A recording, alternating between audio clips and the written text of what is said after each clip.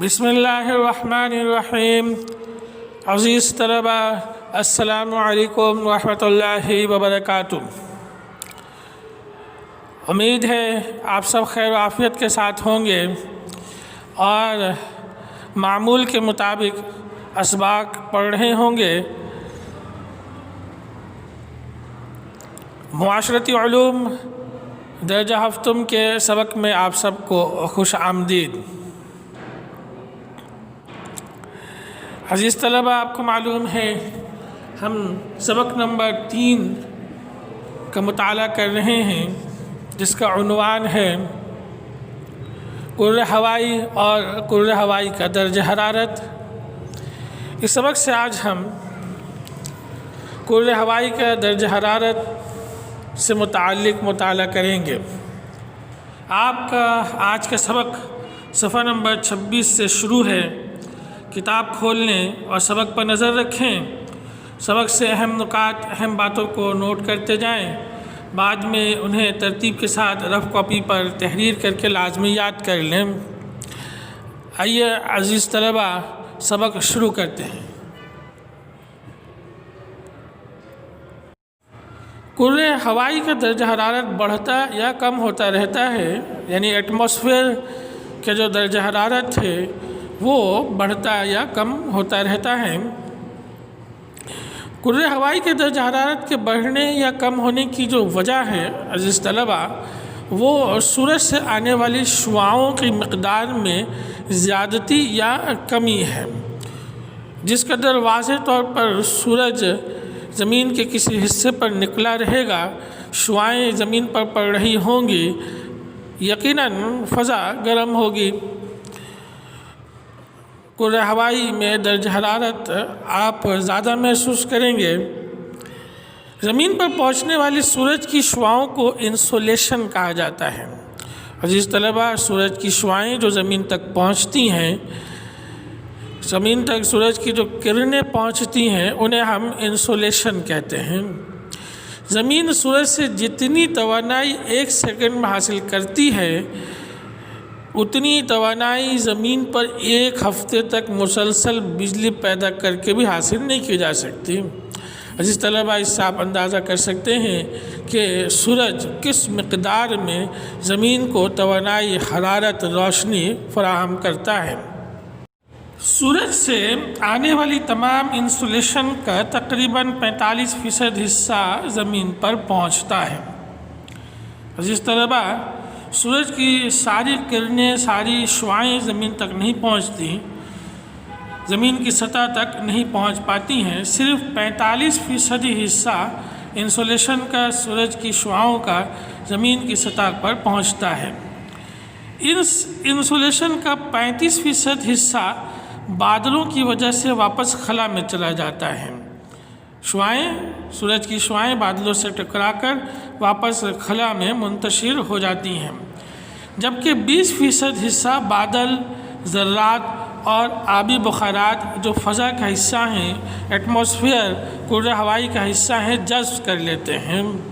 20% حصہ بادل اور ایٹماسفیئر میں موجود نمک کے جو ذرات ہیں اور آبی بخارات، پانی کے جو ذرات ہیں، وہ جذب کر لیتے ہیں۔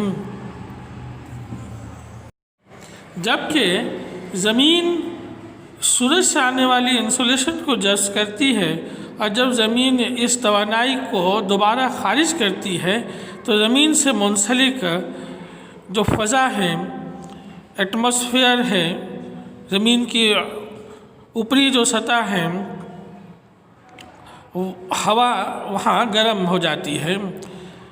اس طرح تہ در تہ یہ توانائی زمین سے کرۂ ہوائی میں منتقل ہوتی ہے اور کرۂ ہوائی گرم ہو جاتا ہے۔ عزیز طلبہ، عموماً درجہ حرارت کو ناپنے کے لیے جو ہم اسکیل استعمال کرتے ہیں وہ فارنہائٹ یا سیلسیس اسکیل ہے۔ فارنہائٹ پیمانے پر پانی کا نقطۂ انجماد، پانی 32 ڈگری فارنہائٹ پر جم جاتا ہے، جبکہ 212 ڈگری فارنہائٹ پر پانی بخارات میں تبدیل ہو جاتا ہے، یعنی پانی ابلنا شروع ہو جاتا ہے۔ सेल्सियस पैमाने पर यानी सेंटीग्रेड पैमाने पर पानी का जो नुक्ता अंजुमाद है वो 0 डिग्री है, जबकि 100 डिग्री पर पानी उबलना शुरू कर देता है, बुखारात की शक्ल अख्तियार करने लगता है। थर्मामीटर या थर्मोमीटर एक ऐसा आला है जो दर्जा हरारत को नापने के लिए इस्तेमाल होता है।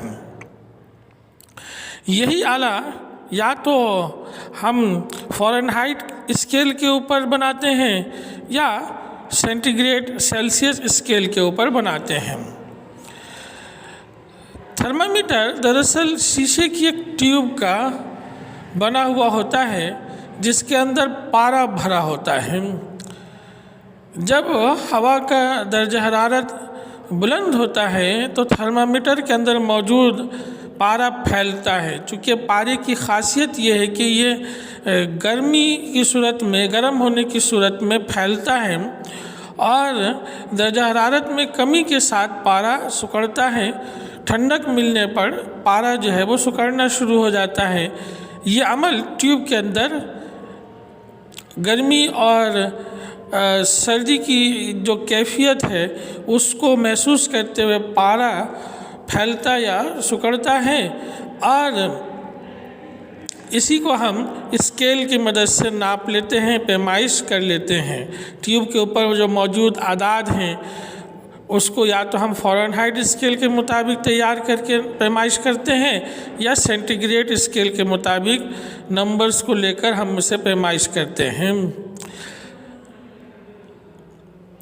अजीज़ तलबा, मौजूदा वक्त में डिजिटल थर्मामीटर्स भी मौजूद हैं जिनका इस्तेमाल बहुत आसान है, जो ख़ुदकार तरीके से नंबर्स की मदद से फ़ारेनहाइट या सेंटीग्रेड में आपको दर्जा हरारत बताने की सलाहियत रखता है। अजीज़ तलबा, आज का सबक यहीं तक। अब हम इस सबक से मुख्तसर सवालात और जवाबात देखेंगे जिन्हें आप अपने जर्नल पर खुशखत अच्छी लिखाई के साथ तहरीर करेंगे। इससे पहले आप एक सबक का काम कर चुके हैं, अब आप दूसरे सबक का काम चुके शुरू करेंगे तो टाइटल पेज ज़रूर बना लीजिए और फिर मुख्तसर सवालात और जवाबात के हेडिंग डाल के एक एक सवाल उतारते जाएंगे और जवाबात तहरीर करेंगे। और हर जवाब में याद रखिए कि एक हेडिंग लाजमी तहरीर करेंगे, फिर इस काम को आप फहरिस्त का हिस्सा भी बनाएंगे। आइए सवालात, मुख्तसर सवालात और जवाबात देखते हैं। पहला सवाल है, ओज़ोन ज़मीन पर ज़िंदगी के लिए क्यों ज़रूरी है? जवाब के लिए आप सफ़ा नंबर 24 पेज नंबर 24 देखें। सफ़े के आखिर में हेडिंग मौजूद है, ओज़ोन क्या है। ये हेडिंग आप नहीं डालेंगे बल्कि इसकी जगह आप हेडिंग डालेंगे ओज़ोन क्यों ज़रूरी है, और आप लिखेंगे ओज़ोन एक कुदरती तौर पर पाई जाने वाली गैस है। कुर्रे हवा में 20 से 30 किलोमीटर की बुलंदी पर ज़मीन के गिर्द एक गिलाफ की तरह मौजूद है। ये गैस ऑक्सीजन के 3 एटमों से मिलकर बनी है। इसकी वजह से ज़मीन पर ज़िंदगी का वजूद मुमकिन है, क्योंकि ये गैस सूरज से आने वाली अल्ट्रा वायलेट शुआओं को जज़्ब कर लेती है, जो कि ज़मीन पर ज़िंदगी के लिए इंतहाई ख़तरनाक है। इस तरह आपका जवाब ये मुकम्मल होगा। दूसरा सवाल है, कुर्रे हवाई की तारीफ़ तहरीर करें। जवाब के लिए आप सफ़ा नंबर 19 देखें और सफ़े पर जो पहली हेडिंग है तारुफ़, यहाँ पर आप हेडिंग डालेंगे कुर्रे हवाई।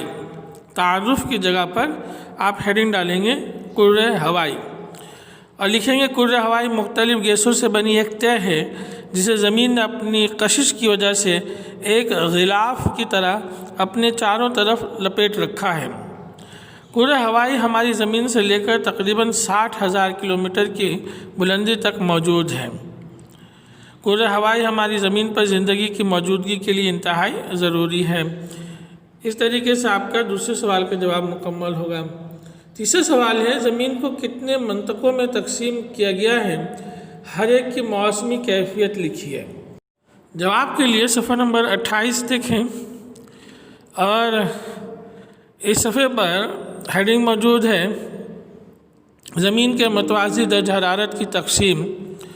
اس ہیڈنگ کی جگہ پر آپ ہیڈنگ ڈالیں گے زمین کے منطقے، اور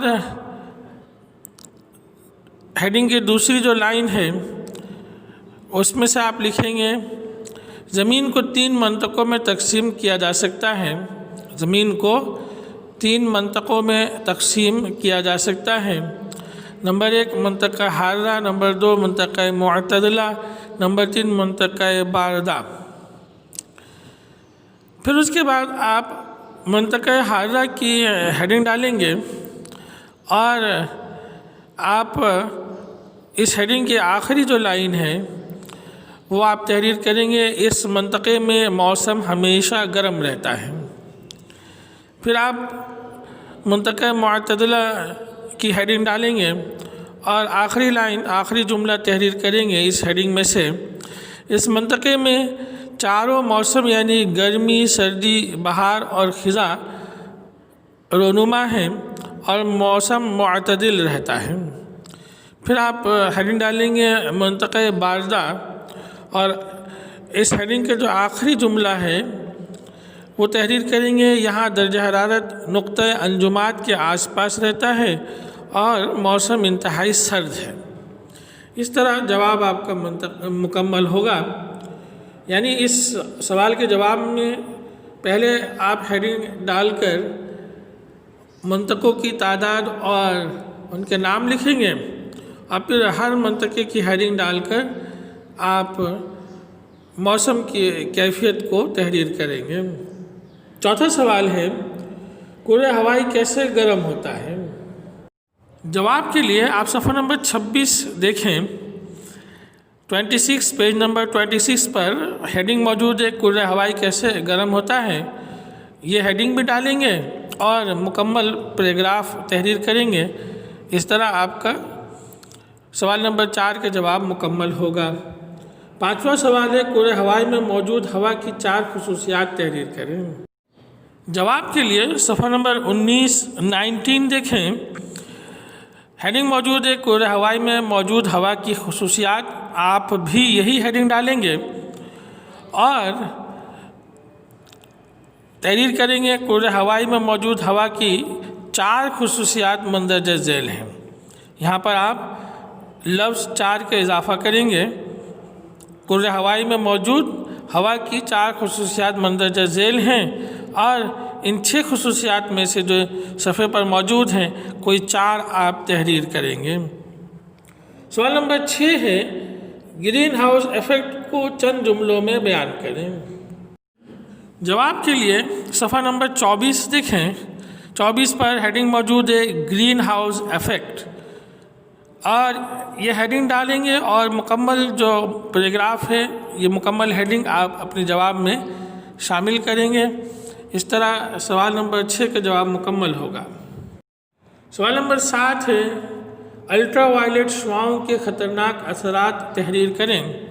جواب کے لیے صفحہ نمبر 25 دیکھیں، یہاں ہیڈنگ موجود ہے الٹرا وائلٹ شعاؤں کے خطرناک اثرات۔ ہیڈنگ ڈالنے کے بعد 5 اثرات تحریر ہیں، پوائنٹ وائز نمبروں کے ساتھ آپ ان کو تحریر کریں گے۔ ان 5 پوائنٹس کو آپ تحریر کریں گے تو اس سوال کا جواب بھی مکمل ہوگا۔ امید ہے عزیز طلبہ آپ ان سوالات اور جوابات کو سمجھ چکے ہوں گے۔ اب ان کو خوش خط بہترین لکھائی کے ساتھ جرنل پر تحریر کر لیں۔ پہلے سبق کے لیے ٹائٹل پیج بنا لیں، پھر ہیڈنگ ڈال لیں مختصر سوالات و جوابات، اور ایک ایک سوال اتارتے جائیں اور ہیڈنگ ڈالیں اور جواب تحریر کرتے جائیں۔ اور عزیز طلبہ جب آپ کام کر چکے تو لازمی جیسے ہی وقت ملے، موقع ملے، آپ ان جوابات کو یاد بھی کر لیں۔ اگلے سبق کے ساتھ پھر حاضر خدمت ہوں گے۔ آپ سب کا بہت بہت شکریہ۔ السلام علیکم ورحمۃ اللہ وبرکاتہ۔